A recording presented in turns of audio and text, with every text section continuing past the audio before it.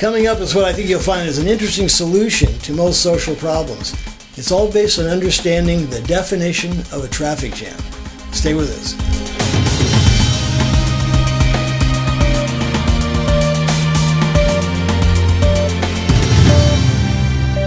Over 50 years ago, Khalil Gibran wrote, "The obvious is that which is never seen until someone expresses it simply."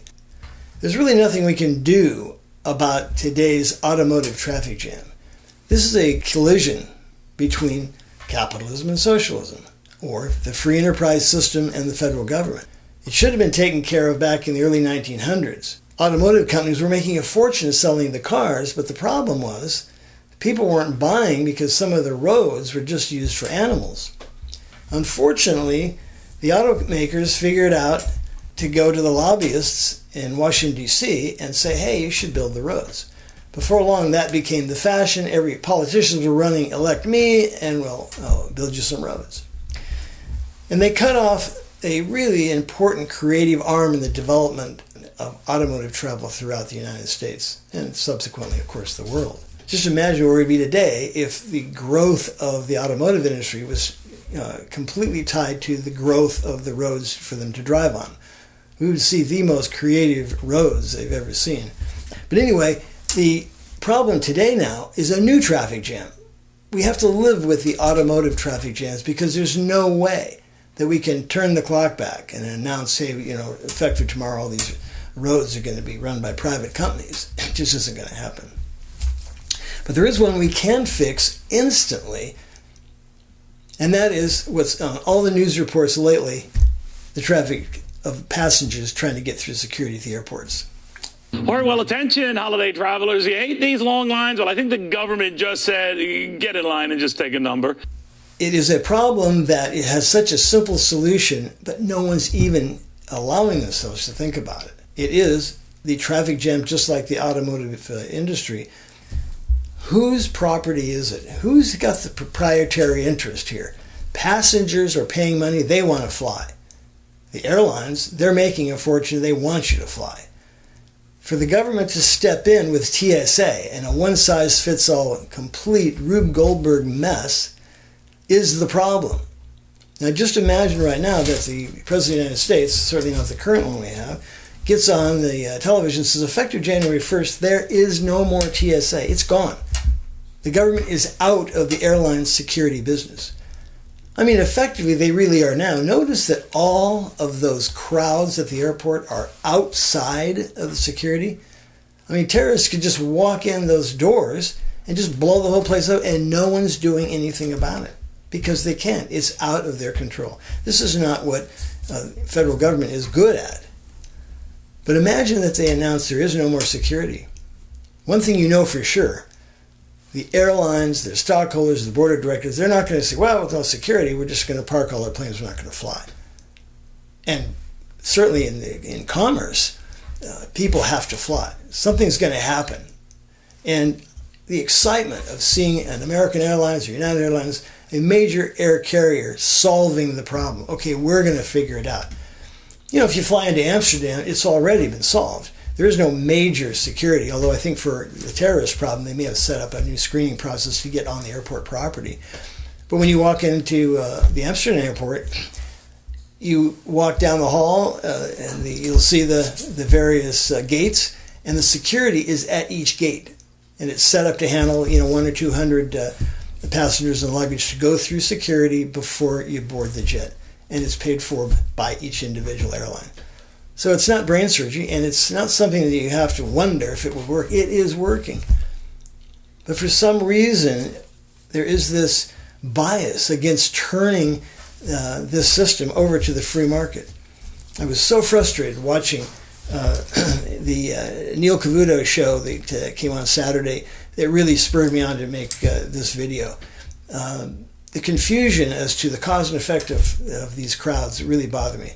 Let's just take a look at the opening statement there. In the meantime, Charles, to what the message is here, Hurry up and wait, hurry up and deal. And hurry up and shut up. Yeah, right. You got to deal with it. Listen, it really is no surprise. The larger these entities get, the more bureaucracy becomes interwoven, the longer lines become, the longer waits become, and even when you bring a private sector guy in, like they did with the VA, if you're inside a maze like this, bureaucratic mazes, and people above you aren't accepting of free market principles or some real genius way of fixing them, they get worse.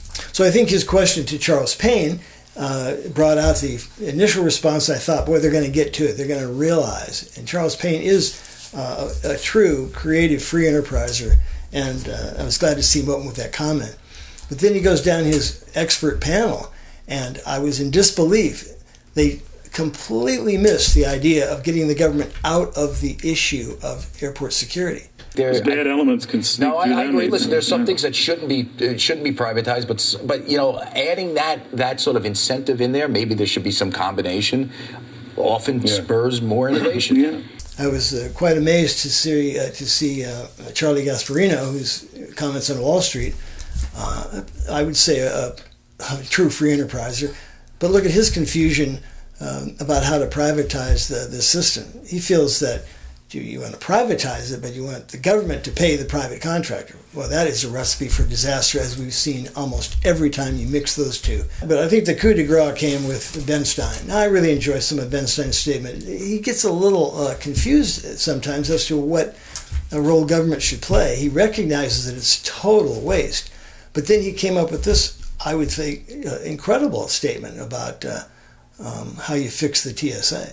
Let's look at Ben Stein. What I make of all of it is that they need to spend more money. I hate to say it, but in a way, the TSA is like the armed forces. It's a way of defending American security. I would not trust it to be privatized. I'd like it to remain part of the government. But they have to have more lines. They have to have more men and women at those lines checking people out. I'm sorry to say, it's a big, big enterprise checking out millions of passengers. They're not spending enough money on it. So we won't be putting Ben Stein on our board of directors of the airline security group. But I think the solution is clear, and it's a simple answer. Get the government out of the security business. They really mess it up. They should be out of banking. People have said many times before, the idea that they can protect you by being involved, they set up the Federal Reserve and completely debase the currency. So let's just focus right now on this big problem. This is the simplest solution. Just to announce we're out of the security business and watch the airlines jump in there to get those customers to be happy. I mean, there have been cost studies. You could send a bus around and pick up all the passengers at their houses. Probably limousines, drive them right to the tarmac and put them on the plane, one guy said. Anyway, think about the definition of a traffic jam, a collision between capitalism and socialism. In cars, they build the cars for profit, but the roads are built on a budget. I mean, the LA freeways, the original idea for LA freeways, for the San Diego Freeway, I should say, in LA, was about 10 lanes they expected with the growth of Los Angeles. This is back in the 50s. What happened? To get the votes, in order to get the state funding, they had to extend it to Bakersfield. Then the congressman that handled Shafter and Delano said, hey, we wanted to come to our... By the end, the whole project had to go from San Diego to Mount Shasta. So there wasn't enough money. They built a 3-lane freeway, and the day it was open, it was crowded, and they started construction on expanding it. But the airlines is different. We have an opportunity in front of us. Just step away and watch the free market jump in and solve the problem. Anyway, I hope you enjoyed that, and I really want you to keep that in mind. The definition of a traffic jam, you'll find all of a sudden, wow, that applies to that line at the post office. Hey, that really applies to what's happening with my the passport I sent for. Whatever it is, whenever you mix a private need with the government, there's no proprietary interest. It's not their money. They don't have a profit incentive. So it's going to be a one-size-fits-all like we have at the airports now. So I hope you'll comment, and I'll try to answer your comments and or discuss them in the next program. I think I'm going to discuss what's happening in Venezuela. It's incredible that people are actually stopping garbage trucks on the streets, blockading them, and taking the garbage out of the trucks. I mean, it has really gotten bad. But nobody will make an analogy of what happens when you debase a currency like they did in Venezuela. What, 2,000% inflation right now? A lot to talk about, and I'm glad you stayed with it. And please comment below. And until next time, thank you very much.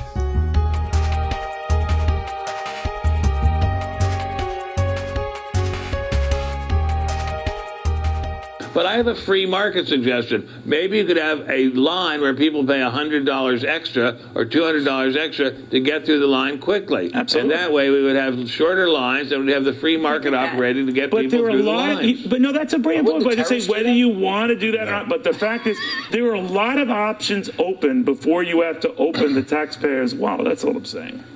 Well, that's one of them. But We're making progress, Ben. And now the lines of pre-check are longer than the lines. Ben, wouldn't Al Qaeda just put it on their credit card to get through the line faster?